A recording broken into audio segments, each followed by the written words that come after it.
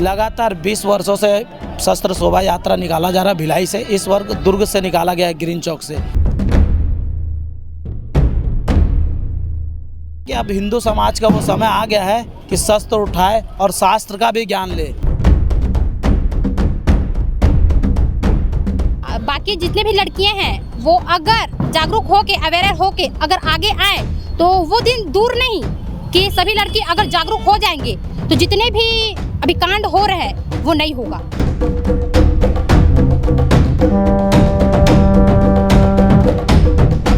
जो शस्त्र और शास्त्र का अभ्यास करते हैं वो लोग ही देश में सुरक्षित रह सकते हैं। बजरंग दल का धूम धड़ाका, बजरंग दल की धूम धड़ाका, जय जय श्री राम, जय श्री राम।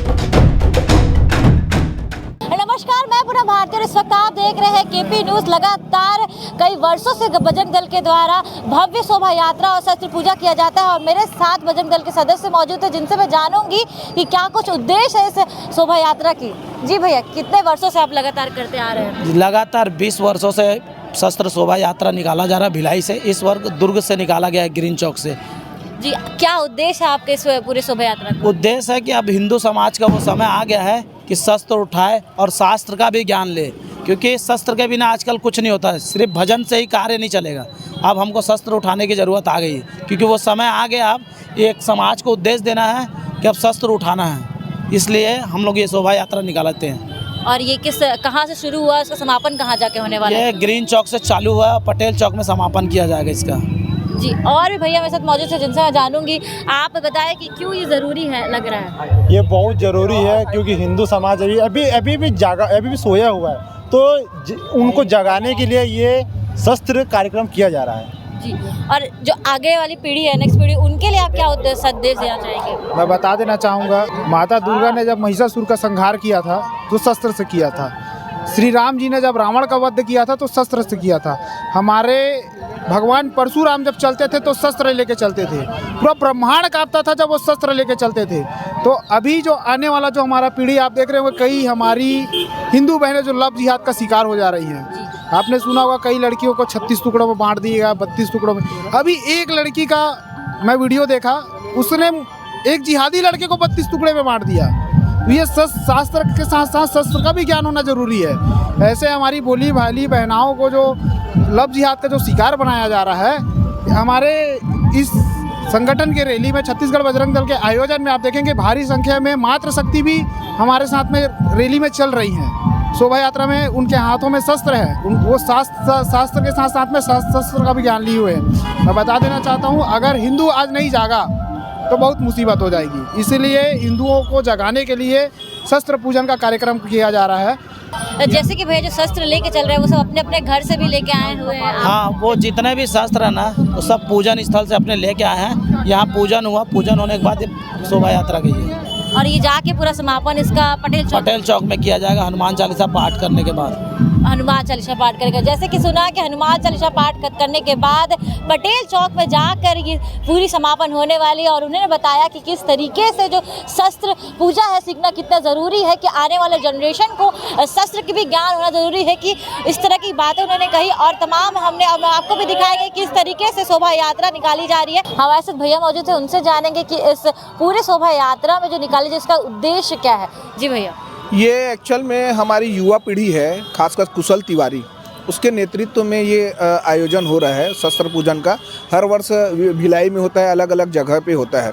शस्त्र पूजन की आवश्यकता इस कारण हो गई है हमारे देश में, भारत देश के कुछ ऐसे हमारे राज्य हैं जहाँ पे जब शस्त्र और शास्त्र का अध्ययन छूटा है, वो लोग पलायन की स्थितियाँ हो गई है।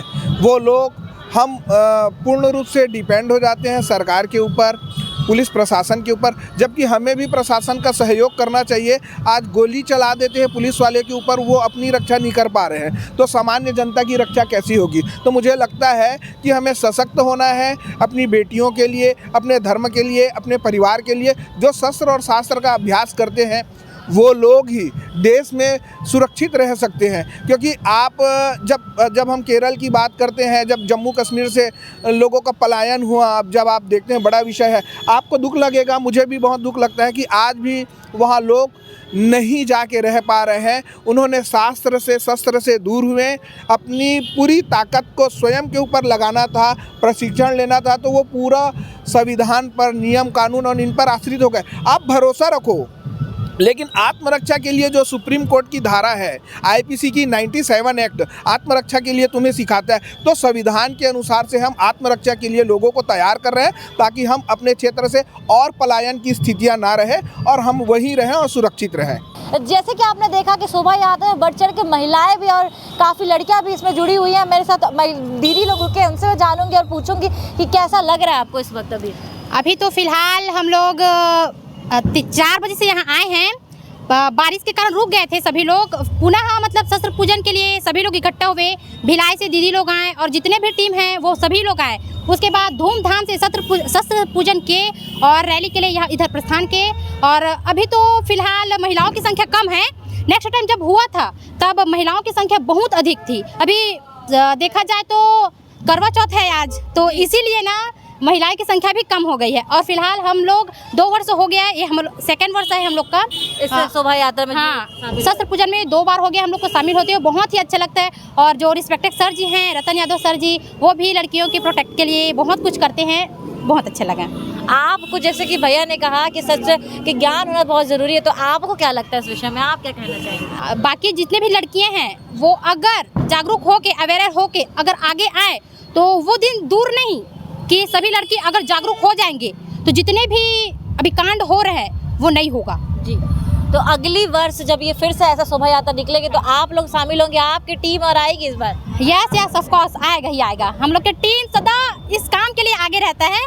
तो फिलहाल तो अभी इतने ही है और कोशिश करेंगे सभी लोग आ जाए। अगली बार ज्यादा भीड़ लेकर हाँ। आएंगे अपने सहयोगियों के साथ। बोले जय जय श्री राम, बजरंग दल का धूम धड़ाका, बजरंग दल की धूम धड़ाका, जय जय श्री राम, जय जय श्री राम। जैसे कि आपने देखा कि महिलाओं के हाथ में शस्त्र है और वो निकल चुकी है शोभा यात्रा में और पूजा हो चुकी है वहीं पर।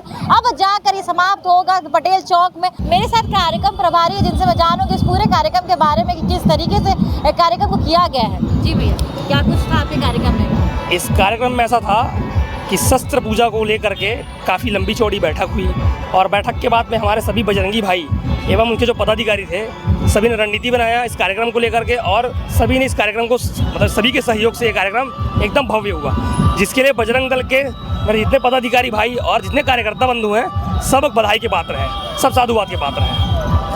विगत 20 वर्षों से ये कार्यक्रम होते आ रहे हैं, तो अगले वर्ष भी ये कार्यक्रम आप काफ़ी उत्साह के साथ बनाएंगे? देखिए मैडम, ऐसा है कि 20 वर्ष नहीं बोल सकता मैं, हमारे पूर्वजों ने इस शोभा मतलब ये जो शस्त्र पूजन है ये कई वर्षों से होता आ रहा है। तो हमारे पूर्वजों का जो है शस्त्र पूजन का कार्य अब हम पे आ गया है, वो पूरा कार्यभार। तो अब हम आगे इस पीढ़ी दर पीढ़ी इसको बढ़ाएंगे और इस शस्त्र पूजन का जो कार्य है और अच्छे से आने वाले साल में और अच्छे से करेंगे इसको।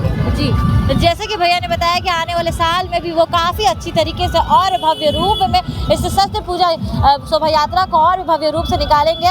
इसी तरीके से मैंने तमाम लोगों से भी बातचीत की, कुछ महिलाएं जो इसमें शामिल हुई थी उनसे भी बातचीत की, उन्होंने भी काफ़ी कुछ, उनमें भी काफ़ी उत्साह दिखा। और शोभा यात्रा में आपने जैसे देखा कि शस्त्र के साथ में काफ़ी लोग उत्साहित और काफ़ी जोश के साथ दिखाई दिए। और ऐसी और खबरों को देखने के लिए बने रहे KP न्यूज़ के साथ।